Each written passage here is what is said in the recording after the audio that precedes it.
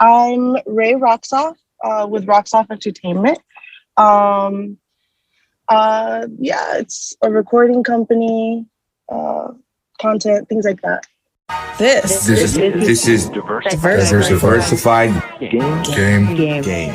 A podcast giving entrepreneurial advice from a diverse and inclusive perspective with Kellen. He may agree, he may oppose, and it's more than just race, it's about, ideas. So, let the game begin. Hey, it's Kellen, and today on Diversified Game, this is adult-only type content. I have Ray Roxoff, influencer online, possibly, a comedian. We might be able to get her on stage to do some improv or something in the future, but she definitely has a future no matter what she wants to do, and she's on there entertaining folks online. Again, adults only. Ray, how are you doing today? Hi, I'm doing pretty well. I really have no complaints. How about yourself? Oh man, blessed by the best. I can't complain at all. And I'm having a conversation that, like I've promised you, this will be like no other, because I really want to tap into the mind of an influencer and where did you get this start? Because it looks like you might be, new to the game, but how did you start, putting yourself out there online? Oh, oof. I started, I guess, 10 years ago, really, on a BDSM type website. And that was my niche for about 10 years, 8 years, until I started doing OnlyFans type stuff. And yeah, that website, I started posting content, people started liking it, and it was just for my personal gain. I liked it. People liked it, so I did it until I realized I could monetize off of it. And I started influencing people, teaching classes, things like that in that lifestyle. And yeah, I've grown to really like talking and communicating and learning about people and stuff like that as an influencer. Now, I call it monetizing your life. So no matter what you do or what you're into, you can monetize it. Because I don't want people to be broke, especially, the older we get. I'm about to be 40, you guys, on Monday. And I'm like, look at what I've done when between 18 and 40 and how things have progressed. But when you first start, you don't really have the support, financially or, just the support period. So how did you start and how long did it take for you to get support? Well, I started at the January 2019. Oh, sorry, 2020, before COVID started, like right before COVID started. And, I started working a full-time job. I had been working a full-time job, and that's how it started. I started, like you said, monetizing on my life. I have been doing the whole swinger lifestyle, BDSM stuff for years, and I just started recording that, things like that. So, oh my gosh, your pool is so pretty. So thank you. I can see you now. Your pool is so pretty. Oh my God, I love those fountains. So back on track. I started just monetizing on that. I started just sharing more of myself than I had before. I started sharing pictures, videos, stuff like that. And I realized that I am blessed, fortunate, lucky, every which way you want to call it, enough to live a life that most people don't get to live and would love to live. And I fortunately have a partner that has helped me quit my job and has helped me focus more on, my content, on, traveling and going to shoot productions and stuff like that. So yeah, that was a big support system for me. And the more fans I started getting, the more support I got from outside,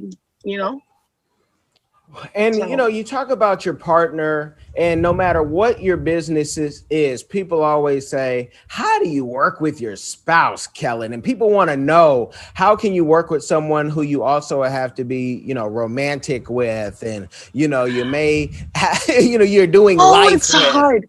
You know, it's hard. It's not the easiest thing. It's easy sometimes, it's easy often. It's very easy often, but sometimes when you bump heads, sometimes you really bump heads. And I'm sure you feel that too. You felt Yeah. that, where Yeah. everything is smooth, but when you disagree on something, it's like a big clash. It's important to not only communicate, but have boundaries, you know, responsibilities that you each take if you're sharing a business. And just like everything in life, I personally believe everything is all about communication. If you can communicate properly and, you know, express yourself well, everything should really come easy if the other people are receptive and they're also communicative and understand.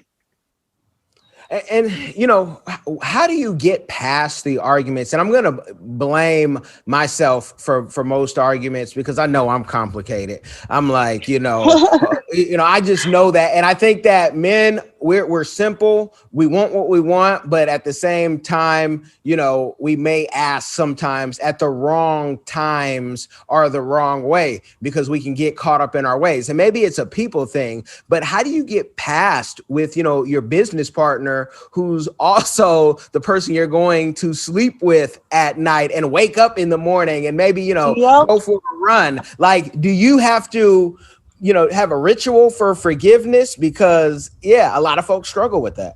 You know what? Yes. That, what you just said right there, a ritual for forgiveness, that's really important.